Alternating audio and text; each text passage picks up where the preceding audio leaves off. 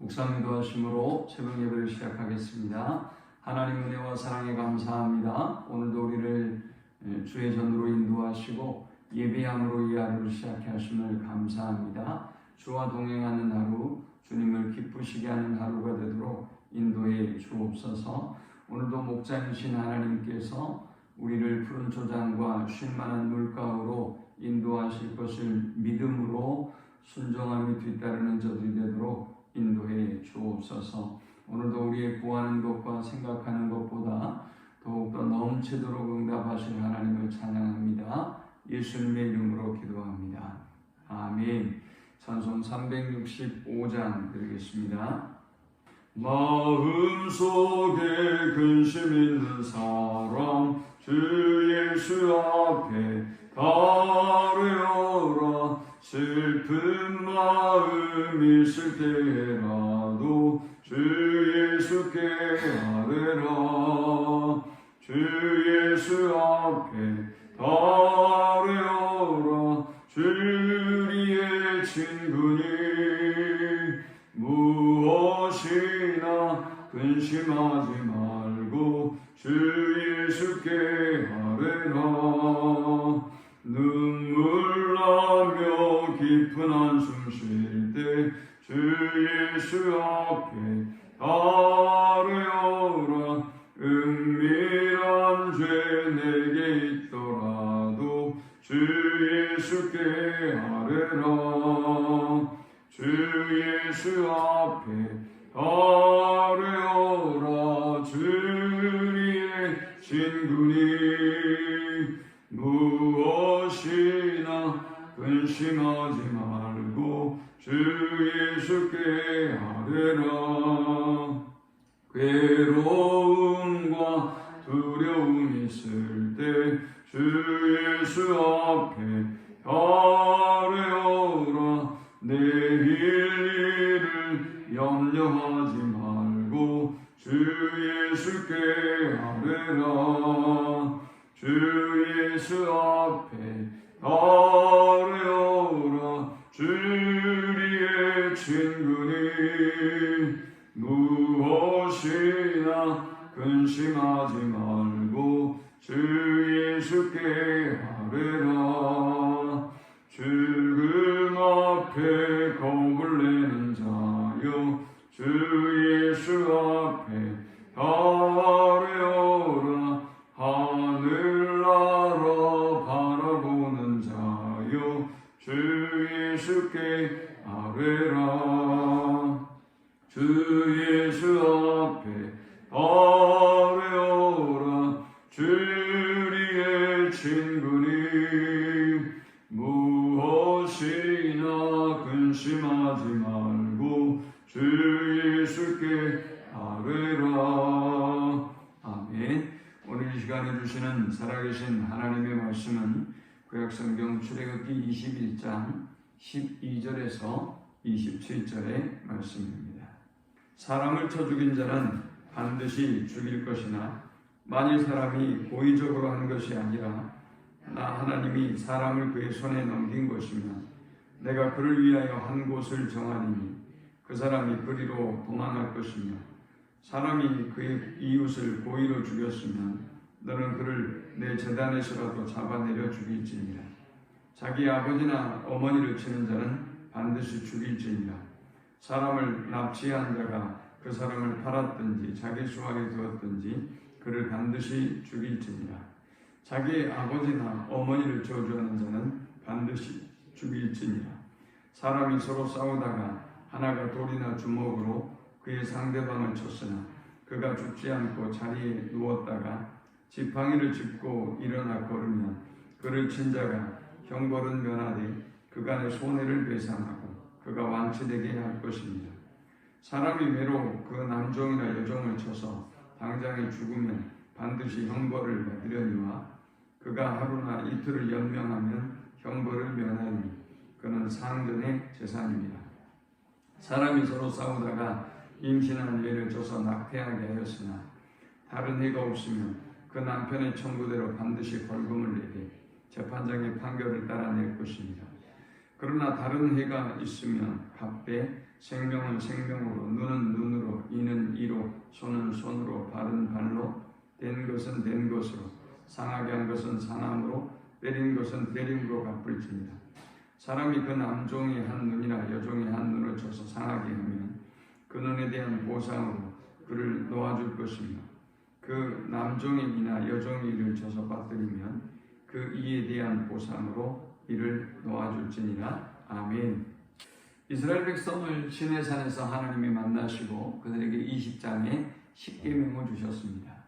십계명은 모든 법의 원리이죠. 이스라엘의 법의 기초이기도 하지만 또 세계의 모든 법의 기초의 법이 되기도 했습니다. 그전에는 이스라엘 공동체에 법은 존재하지 않았겠죠. 이 십계명을 통해서 하나님은 이 세상의 법의 원리를 두 가지로 설명하셨죠. 먼저는 수직적인 하나님과의 관계가 우선해야 된다. 그게 1계명부터 4계명까지였어요.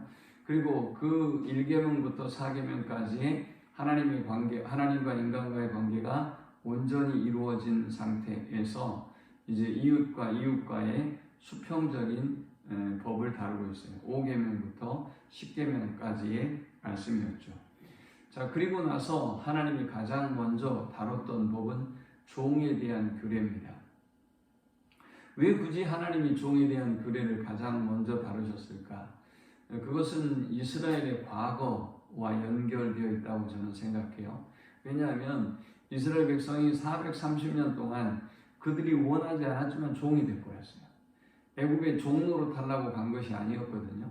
그들은 요셉이라고 하는 사람에 의해서 이주하게 됐고 하나님의 은혜로 번성하게 되었어요. 그리고 전혀 문제가 없이 잘 살았어요. 그런데 왕조가 바뀌면서 친이스라엘 정책이었던 정책이 반이스라엘 정책으로 바뀌어버리게 되었죠. 그래서 이스라엘은 애굽 땅에서 혹독한 종살이를 하게 되었던 것입니다. 그들이 도저히 살 수가 없어서 하나님께 도움을 요청했고 하나님께서 그들을 건져내셔서 출애굽이 시작된 것이죠. 따라서 하나님은 이스라엘 백성이 가장 큰 아픔과 고통으로 경험했던 그 종살이에 대한 종의 규례를 가장 먼저 다루셨어요. 우리가 알듯 저 로마의 종, 그리고 저 아프리카의 많은 사람들이 이 종으로 고생을 많이 했죠. 노예로 고생을 많이 했어요. 우리나라 역시도 마찬가지였죠. 그런데 이러한 그 노예 제도, 종의 제도와 이스라엘의 노예 제도는 완전히 달라요. 지난 시간에 주셨던 이 21장의 전반부에 주셨던 종에 대한 규례를 보면 이런 내용입니다. 주제는 사람이 살아가다 보면 파산을 당할 수가 있고 그 파산으로 인해서 종과 노예가 될 수가 있다. 그러나 하나님은 그 신분을 계속해서 이어서 계속해서 사람이 종이 되기를 원하는 게 아니셨죠. 그럼 어떤 것입니까? 인간의 노동력을 기반으로 해서 자신이 몸으로 봉사하는 거예요. 살다 보니 이제 다른 사람에게 속한 사람이 되었는데 열심히 일을 하고 노동을 해서 그 빚을 갚는 것이죠. 그리고 6째 해까지 그렇게 일하다가 7째 해가 되면 놓아줬어요. 이것이 이스라엘의 종에 대한 규례예요. 만일 7째 해가 되지 않았지만 내가 종이 된 지 2년, 3년이 됐는데 희년이 됐다. 희년은 50년째를 의미하는 거예요. 희년이 됐다. 그러면 제가 7년이 되지 않아도 제가 종이 된 지 1년 됐어도 제가 노임을 받았습니다. 제가 종이 되어 있는데 제 아내도 역시 종의 아내이기 때문에 이제 종이 된 상태에서 제가 결혼을 했어요. 그러면 그 아내는 이제 남편이 자유를 얻게 될 때 함께 자유를 얻게 되었습니다. 이러한 원리를 보면 하나님이 말씀하셨던 종에 대한 규례는 이 노예 제도를 인정하고 종의 제도를 인정하기보다는 인간의 파산과 다시 회생, 다시 재기를 다루는 말씀이다라고 이해하면 되는 것입니다. 자, 이제 그리고 나서 가장 중요한 주제들이 뭘까요? 이스라엘 백성들이 쭉 출애굽하는 과정에서 200만이나 되는 많은 사람이 함께 이동하고 있기 때문에 여기에서 다른 사람에게 피해를 입히는 사람이 나올 거예요. 의도적으로 어떤 생명과 재산에 대한 피해를 끼치는 사람이 있을 것이고, 비의도적으로도 이런 사고들은 발생할 수밖에 없겠죠. 가령 텐트 하나만을 쳐도 왜 여기다 치느냐, 내가 치려고 했는데 내가 먼저 치려고 했는데, 그러면서 여러 가지 갈등과 상황이 벌어지지 않겠습니까? 또 텐트를 치다가 망치질을 하다가 돌로 막 이렇게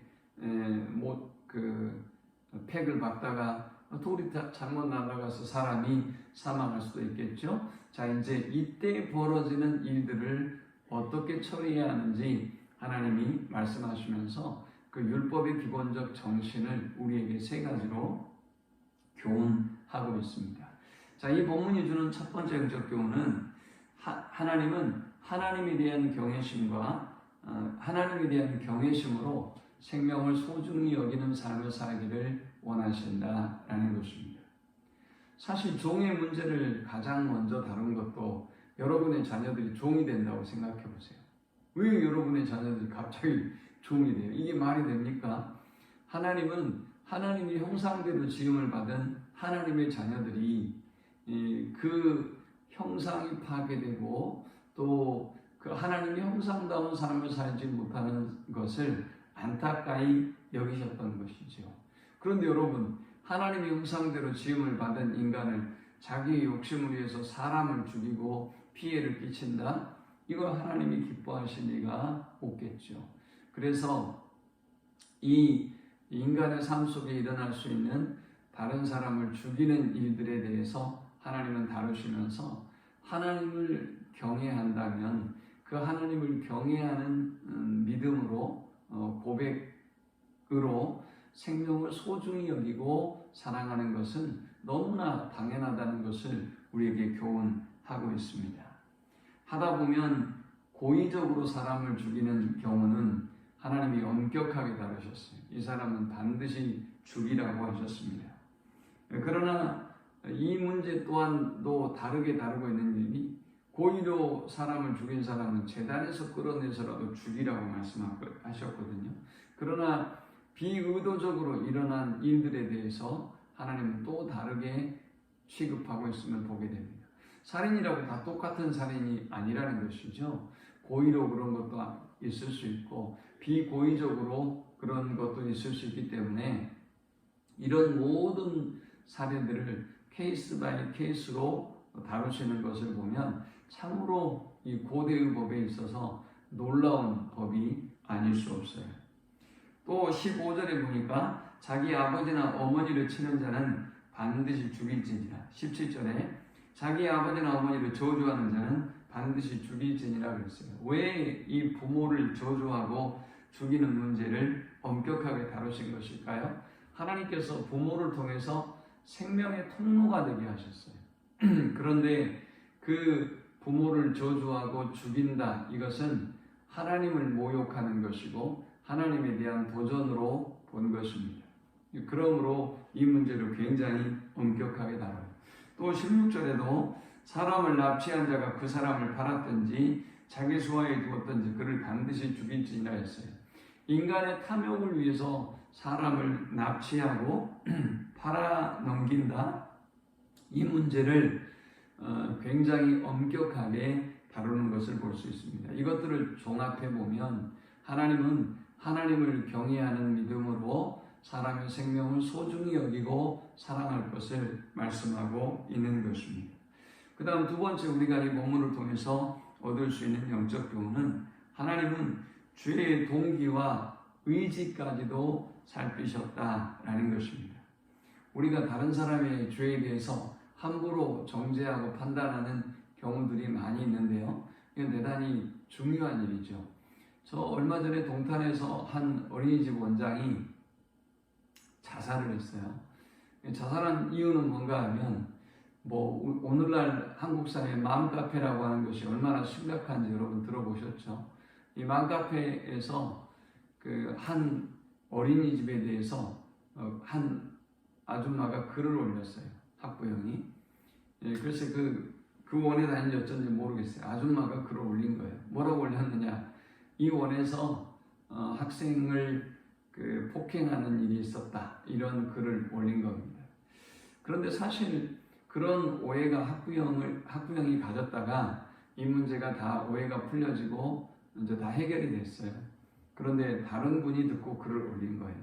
그래서 이 원장님이 요청을 했어요. 간절히 이거 잘못된 정보고 오해가 다 풀렸으니 다 오셔서 확인하시고 오해가 풀렸으니 글을 내려주세요 라고 했는데 안 내려준 겁니다. 이걸 그대로 놔두면 어떻게 되죠? 이제 막 거기에다가 5만 가지 상상을 하고 댓글을 달기 시작하죠. 이 원장님이 그토록 부탁을 했는데도 들어주지 않자 이 원장님은 극단적인 선택을 하게 됐어요. 그러고 나니까 이 아줌마가 무서울 거 아니에요? 얼른 글을 내려버렸어요. 아마 이제 조사하고 거기에 대한 처벌을 받게 될 것 같은데요. 여러분, 우리 사회 속에서 이런 일들은 얼마든지 벌어져요. 어떤 일들에 대해서 함부로 정확한 의도도 그 상황에 대해 알지도 못한 채 상상의 나를 펴거나 정죄하고 판단하는 일들 말이죠. 하나님은 놀랍게도 의도적인가 의도적이지 않았는가, 이 사람이 그 일을 저지르게 된 동기와 배경은 어떤 것인가, 이런 것들까지도 상세하게 살피시는 것을 볼 수 있습니다. 하나님은 죄라고 똑같은 죄로 보시는 것이 아니라 그 죄의 동기와 의지를 살피셨음을 우리가 교훈 얻습니다. 마지막 세 번째, 우리가 이 본문을 통해서 얻을 수 있는 영적 교훈은 하나님은 감정이 치우치지 않고 하나님의 공의를 이루는 삶을 살기를 원하신다라는 것입니다. 자, 당시에 동해보복법이라는 것이 있어요. 그러니까 다른 사람이 오른뺨을 때리면 나도 똑같이 오른뺨을 때리는 것입니다. 다른 사람이 내 눈을 빼면 나도 그 사람의 눈을 빼는 것입니다. 이게 이제 동해보복법인데, 문제는 인간이라고 하는 존재가 본질적으로 타락한 죄성을 가진 존재이기 때문에 똑같이 보복하지 않는 거예요. 더 악하게, 더 크게 보복을 한단 말이죠. 자, 이제 이렇게 되면 어떻게 될까요? 피해 보복이 계속 되겠죠. 이 사람에게 보복을 받으면 또 거기에 대한 대가를 지불하게 하고 하다 보니 여러분의 삶이 평화로울 수가 있겠어요? 그들의 삶이 안전할 수가 있겠습니까? 늘 불안에 떨 수밖에 없었던 것이죠. 그래서 하나님은 이 동해보복법에 관한 말씀을 하면서 23절에 딱 그대로 생명은 생명으로, 눈은 눈으로, 이는 이로, 손은 손으로, 발은 발로 갚으라 라는 것을 말씀하고 있어요. 이것은 다른 의미의 말씀이 아니라 당시에는 법도 없고 기준도 없고 하는 그런 사회였기 때문에 딱 하나님의 공의대로 공평하게 그 벌에 대한 처벌이 가해져야 한다는 것을 말씀하고 있는 거예요. 그 이상 피해 보복을 해버리거나 한다는 것을 법적으로 하나님 이렇게 규정을 하고 정의를 하고 공평한 법 적용을 말씀하고 있는 것입니다. 말씀을 맺습니다. 오늘 우리는 이 본문을 통해서 하나님이 이제 인간의 삶 속에 일어나는 생명에 대한 피해, 다른 사람에게 끼칠 수 있는 재산상의 피해, 이런 것들을 다루면서 몇 가지 중요한 원리를 우리에게 주시고 있어요. 그것은 뭔가 하면 하나님을 경외하는 믿음으로 사람의 생명을 소중히 여기고 사랑해야 한다는 것이죠. 그 다음 죄를 다룰 때 그 죄의 동기와 의지를 살펴야 한다. 이 죄를 다 똑같은 죄로 평가해서는 안 된다는 것이죠. 그래서 하나님이 도피성을 주시기도 하고, 사람이 해를 입거나 죽었을 때도 이 문제의 동기와 의지를 살피고 따지는 것을 볼 수 있어요. 지금은 우리가 현대사회 이제 재판의 과정을 보면 고의적, 비고의적 이런 문제를 상세하게 다루고 있는데요. 예전에는 상상할 수 없는 상황이었단 말이죠. 그 다음 우리가 어떤 보복을 할 때에도 역시 마찬가지로 공평하게, 정의롭게 하나님의 공의대로 해야 한다라는 것을 말씀하고 있어요. 그런데 지금 우리의 삶 속에서 보면 우리가 원수를 맺거나 혹은 또 다른 사람에게 행동하고 말하고 주고받고 싸우고 다투고 하는 걸 보면 인간의 죄성이 얼마나 악한지, 동해보복법대로만 해도 세상은 참 평화롭고 좋을 텐데 인간의 죄성이 어떠한지 우리가 알 수 있어요. 이 말씀을 기억하면서 하나님이 주시는 그 율법의 원리를 따라 공평하고 정의롭고 또 생명을 사랑하고 소중히 여기고 어떤 죄라도 우리가 쉽게 판단하고 정죄하지 아니하고 하나님이 기뻐하는 세상을, 나라를 만들어가는 우리 모두가 되시기를 축원합니다. 하나님 감사합니다. 귀한 말씀을 통해서 은혜 받고 깨닫습니다. 하나님이 그 생명을 소중히 여기는 그 공평의 원리, 사랑의 원리를 따라서 오늘도 우리가 생명을 사랑하고 소중히 여기며 하나님의 공의를 이루는 하루가 되도록 인도해 주옵소서. 예수님의 이름으로 기도합니다. 아멘. 지금은 우리 주 예수 그리스도의 크신 은혜와 성부 하나님의 극진한 사랑과 성령의 인도보 교통 충만케 하시니 하나님의 말씀의 원리를 따라 하나님을 경외하고 생명을 소중히 여기며 사랑하고 하나님의 공의를 이루는 삶을 살기를 소망하는 모든 성도들의 머리 위에 지금부터 영원토록 함께 있을지어다. 아멘. 말씀 붙잡고 기도합니다.